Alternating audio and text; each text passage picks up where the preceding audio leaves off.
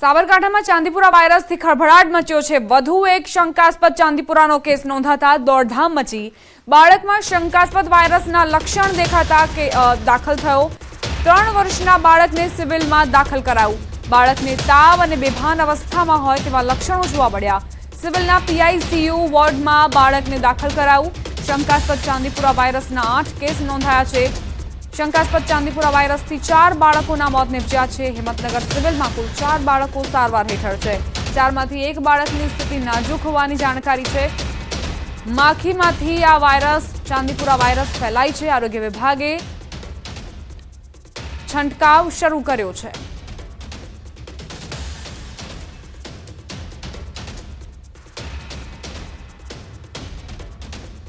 આખરે ક્યાંથી આ વાયરસ આવ્યો છે તેની વાત કરીએ તો વાયરસની ઓળખ 1966માં નાગપુરના ચાંદીપુર ગામમાં થઈ હતી। 2004 અને 5માં અને 2019માં વાયરસના કેસ નોંધાયા હતા।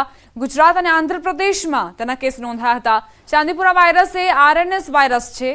માદા ફ્લેબોટોમાઇનથી તે ફેલાય છે। વાયરલ મચ્છરોમાં એડિસ મોટે ભાગે આ માટે જવાબદાર હોય છે। 15 વર્ષથી નાના બાળકો વધુ ભોગ બનતા આવ્યા છે। આ વાયરસમાં મૃત્યુદર પણ વધારે હોય છે અને તે સીધું જ મસ્તિષ્ક પર અસર કરે છે અને એટલે જ બાળકની જે સ્થિતિ છે તે કફોડી બની જતી હોય છે। સંવાદદાતા ઈશાન જોડાઈ ગયા છે વધુ જાણકારી સાથે। ઈશાન, શું અપડેટ્સ? દીપા, ચોક્કસ કે મહારાષ્ટ્રના જે એક ગામ છે ત્યાંથી આ જે વાયરસની શરૂઆત થઈ 1965 ત્યારથી ચાંદીપુરા નામના વાયરસનું ઉદ્ભવ હતો। અત્યારે હાલ સાબરકાંઠા જિલ્લા અને અરવલ્લી જિલ્લાની વાત કરીએ તો સાબરકાંઠા અને અરવલ્લી જિલ્લામાં કુલ 6 જેટલા કેસ નોંધાયા છે। એમાંથી 1 કેસ રાજસ્થાનનો પણ છે। કે કહી શકાય કે જે ચાર બાળકો અત્યાર સુધી મોત થયા છે। આ ઉપરાંત 4 લોકો અત્યારે હાલ સિવિલમાં સારવાર હેઠળ છે, જેમાં એકની સ્થિતિ નાજુક છે। નોંધનીય છે કે આરોગ્ય વિભાગ દ્વારા તમામ જગ્યાએ સર્વેલન્સની કામગીરી હાથ ધરવામાં આવી છે। તો આ ઉપરાંત દવાનો છંટકાવ પણ કરવામાં આવે છે, ખાસ કરીને મચ્છર અને માખીજન્ય રોગ છે જેના કારણે આ ફેલાતો હોય છે। જી દીપા, આભાર ઈશાન જાણકારી આપવા માટે।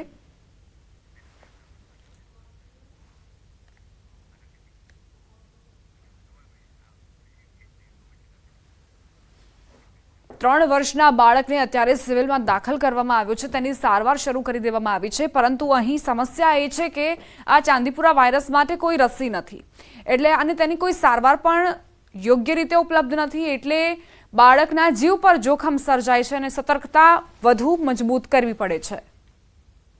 સાબરકાંઠા જિલ્લામાં ચાંદીપુરમ વાયરસે કહેર વર્તાવ્યો છે, જેમાં હિંમતનગર સિવિલમાં શંકાસ્પદ ચાંદીપુરમ વાયરસથી 4 બાળકોના મોત નિપજ્યા। બાળકોના મોતને લઈ આરોગ્ય વિભાગ હરકતમાં આવ્યું। જે વિસ્તારના બાળકો છે તે વિસ્તારોમાં આરોગ્ય વિભાગે સર્વેલન્સ અને દવા છંટકાવની કામગીરી શરૂ કરી। હાલમાં હિંમતનગર સિવિલ હોસ્પિટલમાં 2 બાળકો સારવાર હેઠળ છે। હિંમતનગર સિવિલ હોસ્પિટલે આ તમામ બાળકોના સેમ્પલ પુણે મોકલ્યા છે। ત્યારે હવે કોઈ પણ બાળકનું આ વાયરસથી મોત ન થાય તે માટે આરોગ્ય વિભાગે તૈયારીઓ શરૂ કરી છે।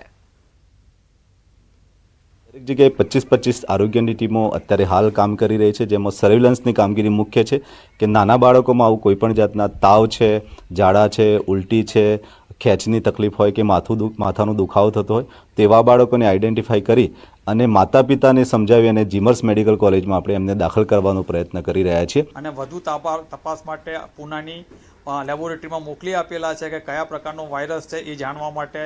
ચાંદીપુરમ વાયરસ હોઈ શકે કે જાપાનીઝ એન્કેફેલાઇટિસ હોઈ શકે, કોઈ પણ પ્રકારનો હોઈ શકે અને આપણા એરિયામાં ગઈ સાલ ચાંદીપુરમ વાયરસ એક વખત ડિટેક્ટ થયેલો છે એ જાણવા માટે અમારી ટીમે આ સેમ્પલ લઈને મોકલી આપેલા છે। સમાચાર છોટાઉદેપુરથી પ્રાપ્ત થઈ રહ્યા છે। વિદ્યાર્થીઓને ફૂડ પોઈઝનિંગનો મામલો, જેને લઈને વધુ જાણકારી કે સુખરામ રાઠવા મોડેલ સ્કૂલ પહોંચ્યા।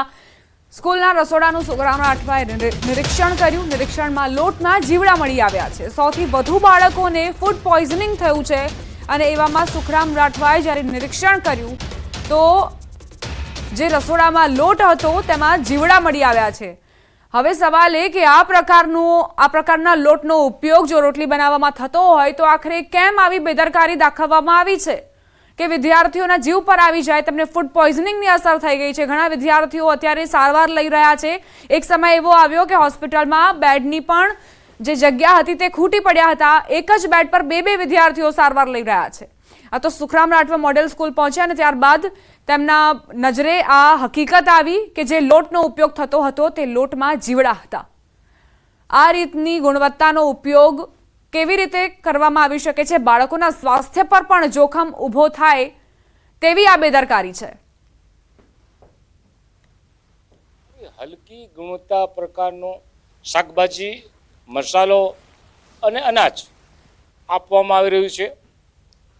આનો ઇજારો ગાંધીનગર ખાતેથી નક્કી થાય છે. મેં પહેલે કીધું તેમ તારું મારું સહિયારું, હું બાવાનો મંગળદાસ. આને કોઈ ચેક નથી કરતું. વિપક્ષ પૂર્વ નેતા સુખરામ રાઠવાએ આજે મોડેલ શાળાની મુલાકાત કરી છે અને ખાસ કરીને ચોંકાવનારા દ્રશ્યો સામે આવ્યા છે. આપણે તસવીર બતાવવાનો પ્રયત્ન કરીશું કે આજે શાકભાજી જે અહીં લાવવામાં આવે છે તેમાં સડો જોવા મળ્યો છે એવું વિપક્ષ નેતા સુખરામ રાઠવાનું કહેવું છે. કારણ કે આજે 4 દિવસ થયા બાદ પણ જો આ ગુણવત્તા સુધારવામાં ના આવી હોય તો અનેક સવાલો ઊભા થઈ રહ્યા છે. આ જે અંદરના દ્રશ્યો છે, અહીં જ ભોજનાલય બનાવવામાં આવે છે અને આ જે ભોજનાલયની અંદર મુલાકાત કરી છે, આ શાકભાજી છે, સડેલું છે અને લોટની અંદર પણ જીવાતો જોવા મળી છે.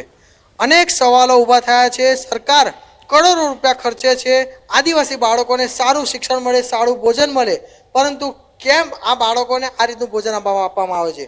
આજે જ્યારે વિપક્ષ નેતા સુખરામ રાઠવા આ સ્કૂલની મુલાકાત કરી છે અને આજે વિપક્ષ નેતાએ ગંભીર આરોપ લગાવ્યો છે સરકાર અને આજે અધિકારીઓ છે તેની મિલીભગત છે અને આજે કરોડો રૂપિયાનું ભ્રષ્ટાચાર થતું હોય તેવા પણ આક્ષેપ કરવામાં આવે છે.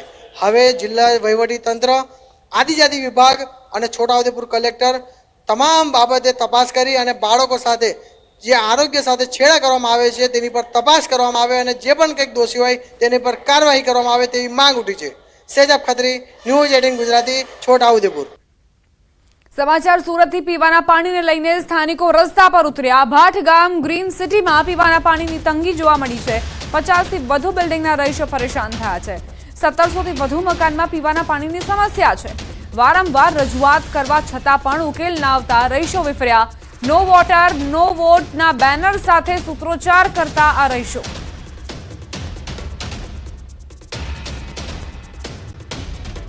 ભુજના હૃદયસમાં હમીરસર તળાવનું ₹1.22 કરોડના ખર્ચે બ્યુટિફિકેશન થશે.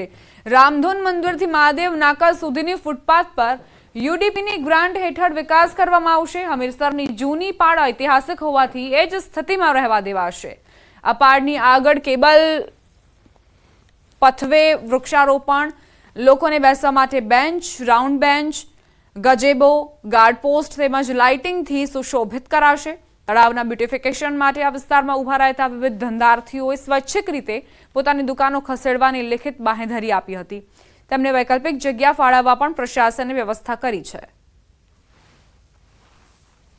એટલે ત્યાં એક જાતની નાની એવી બાઉન્ડ્રી આપણે કરવામાં આવશે જેથી કોઈ ગાડી પાર્ક ન કરી શકે અને જે બાઉન્ડ્રી કરવામાં આવશે એનાથી કોઈ રેકડી ધારક પણ ત્યાં ઊભા રહી શકશે નહીં. અને જે નાના બાળકો માટે અને બુઝુર્ગો માટે ઓટલાઓ વ્યવસ્થિત કરવામાં આવશે, નવા પેવ બ્લોક નાખવામાં આવશે, લાઇટિંગની સુવિધા થશે, ગજીબા બનવામાં આવશે. એવી રીતના કોઈ નુકસાન ન થાય એવી રીતના આખું પાકા પાયે કામ કરી કોન્ક્રીટ વર્ક કરીને આપણે બ્યુટિફિકેશન કરવામાં આવશે.